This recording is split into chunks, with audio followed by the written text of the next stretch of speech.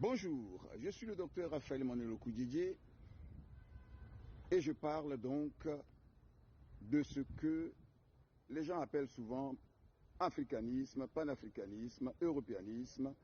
et surtout de leur ignorance de l'homme universel, de l'homme comme étant universel au plan génétique, biologique, etc. et de l'ignorance en même temps de la libération véritable de l'homme. Et donc, par rapport à tout ceci, nous avons présenté déjà comment naissent les cultures, les traditions, les coutumes, comment est venue la couleur blanche, noire, jaune et autres, les langues et autres, et en même temps, à partir du simple fait que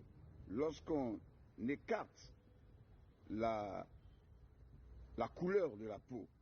et qu'on regarde à l'homme, si on lui enlevait la peau simplement, et qu'on fait une analyse de l'homme, vous verrez que tous les hommes sont identiques, et donc il y a l'homme universel au plan biologique, physiologique, génétique, chromosomique, phénotype et autres, et les hommes répondent de cette identité en tant que telle. Maintenant, les races, les couleurs et autres sont venues selon ce que nous avons déjà présenté, l'effet du soleil en Afrique, l'effet des régions marécageuses qui donnent le jaune en Chine, au Japon, l'effet des climats du type européen pour les blancs, pour ceux qui tirent sur le blanc bien sûr, et puis bien sûr l'effet du soleil sur le noir, selon les millénaires. Et comment les trois descendants de Noé, Sem, Cam et Chafet ont peuplé donc le monde en tant que Sem est allé vers l'Europe et l'Asie, Moyen-Orient. Cam est descendu vers l'Afrique et surtout en Égypte, qui est appelé pays de Cam dans la Bible. Et de l'Égypte, l'Afrique a été peuplée en tant que telle, mais en sachant simplement que le premier homme était donc blanc, et le noir, c'est un blanc devenu noir par l'effet du soleil, le jaune y compris, ne serait-ce que le blanc d'origine asiatique d'abord, ensuite turc ensuite, parce que après la création dans le jardin d'Éden qui était en Irak, la Turquie, par son mont Harara, a été le lieu où l'arche de Noé a atterri. Et ensuite, il y a eu cette coloration. Et dans cette vie de lutte contre les phénomènes et les difficultés de la vie, il y a eu donc des inventions en termes de pirogues, en termes de moyens de locomotion, d'existence, d'abris, etc. Et il y a eu aussi, en matière de manifestation de joie, il y a eu bien sûr aussi des chansons et des danses d'un rythme donné, en tant que tel, inventé toujours par un individu et non pas une collectivité, lequel individu a certainement convaincu ou conquis ou a été imité. Aujourd'hui, un homme peut inventer une danse et puis les autres imitent. Un homme chante une chose et les autres chantent. Ce n'est pas de façon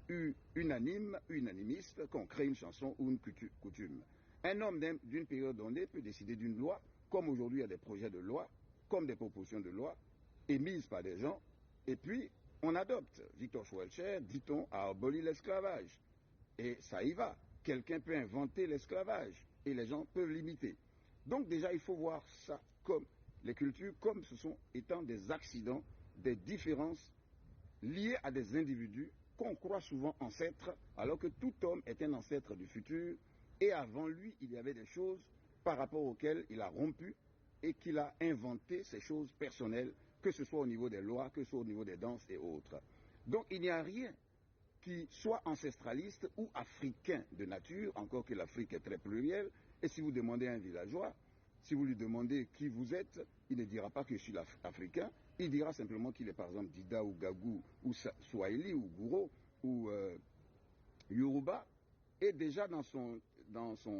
sa présentation, il sait qu'il est différent de la tribu d'à côté, de la langue d'à côté, de l'ethnie d'à côté, de l'habitude culturelle ou coutumière ou traditionnelle de l'autre, et même à l'intérieur même des traditions, il y a des personnes qui sont totalement libres, qui n'obéissent pas forcément, qui sont libres de ce qu'ils font et qui dépassent même ce niveau de tradition et qui sont même contre, même si on les croit identitaires ou identiques dans leur conception. Et donc, l'ancêtre, celui qu'on considère comme ancêtre, peut être un simple adolescent et même un débile en état d'ivresse qui a inventé une danse ou une coutume qui n'est pas totalement morale, mais qui est quand même pratiquée. Prenons le cas des esclavagistes, etc. Et de la même manière qu'il y a eu donc l'esclavage dont on parle tant et la colonisation d'Europe sur l'Afrique et de l'Amérique sur l'Afrique, ou l'Africain noir, bien sûr, bien que ceux du Nord n'ont pas été forcément colonisés en même temps, à la même époque, il y a des colonisations et des esclavages en Afrique. Il y a eu Shaka Zulu, qui était déjà lui-même esclavagiste et en même temps aussi, je dirais, impérialiste, et qui régnait sur son domaine avec droit de vie et de mort sur quiconque. Et Shaka Zulu, quand sa mère est morte, il a fallu tuer presque tout un village pour accompagner sa mère dans l'au-delà. Il y a eu Guezo au Bénin, qui, lui, lorsqu'il reçoit un hôte, ou du moins un invité de marque, mais il tue au minimum 22 personnes et il met leur tête sur des poteaux, sur des mâts à gauche et 11 à droite, 11 poteaux à droite, 11 poteaux à gauche, avec la tête humaine au-dessus, et il marche au milieu avec l'hôte d'honneur. Et Guezo, personne ne le regarde de visage. On baisse la tête, même si tu es son ministre, tu baisses la tête et tu te couvres de la poussière en chantant son nom et sa seigneurie. Et il était bien au pouvoir. Il y avait aussi Béhanzin, qui était ce qu'il était en matière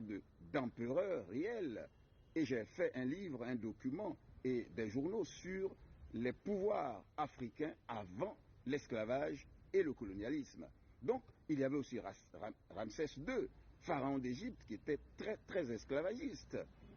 en tant que tel. Et c'est ainsi qu'il y a des esclavagistes et impérialistes et autres en Europe comme en Afrique. Et la plupart des personnes qui habitent un territoire donné, même en Afrique, vous allez apprendre que les Akans ont été chassés du Ghana. Ils sont venus parce qu'il y avait une guerre, ils ont fui pour venir en Côte d'Ivoire. Certains sont venus en Côte d'Ivoire. Et donc le monde est une migration permanente et un colonialisme permanent, un impérialisme permanent de celui qui a plus de force sur l'autre. Et c'est ainsi qu'il en a eu aussi d'impérialisme, je dirais, français, européen, sur certains lieux, sans que cela ne concerne tous les Européens, ni tous les Français, et sans que cela ne concerne tous les Africains non plus, en tant que martyrs ou subissant cet impérialisme en tant que tel. Donc, il faut seulement retenir que les cultures ne sont pas unanimes, elles ne sont pas définitive, et la culture, c'est l'innovation individuelle devant la situation d'existence de l'homme, et cela n'a rien à voir d'être continentaliste et d'être sauvegardé, ou cela n'a rien à voir avec haïr les Noirs ou haïr les Blancs et faire une sorte de guerre de type antagonisme entre le Noir et le Blanc, etc. Encore que l'homme est universel et il doit rechercher les moyens de son existence et même de son entente avec autrui et les moyens de sa collaboration culturelle avec tout le monde en considérant ce qui est nécessaire. Et d'ailleurs, nous constatons que les cultures ou les productions les plus puissantes, qu'elles viennent d'Europe ou d'Afrique, ce sont elles qui vont raser et qui rasent les moins puissantes. Et peut-être certainement que chacun doit savoir qu'il est préférable qu'il y ait certainement de la morale dans ces cultures ou dans ces productions technologiques, etc. Et c'est la seule chose qui peut faire en sorte que le monde profite de tout ce qui est nécessaire. Ainsi, la découverte de la lumière électrique, de la voiture, de l'avion, qu'elles viennent de l'Europe ou autres, elles sont des découvertes individuelles qui n'ont rien à voir avec le continent, mais qui viennent du fait de la réception d'une idée par une personne qui simplement présente son idée et comment il arrive à en produire un moyen d'existence. Il faut donc être au rendez-vous de l'homme universel, découvrant des choses nécessaires, et il faut passer au crible de la critique morale et scientifique, tout ce qui est en Afrique comme tout ce qui est en Europe, et non valoriser et considérer des choses africaines comme étant des valeurs, mais plutôt de simples réalités, de simple existence, à critiquer au plan moral et éthique et scientifique, comme dans tous les autres lieux du monde.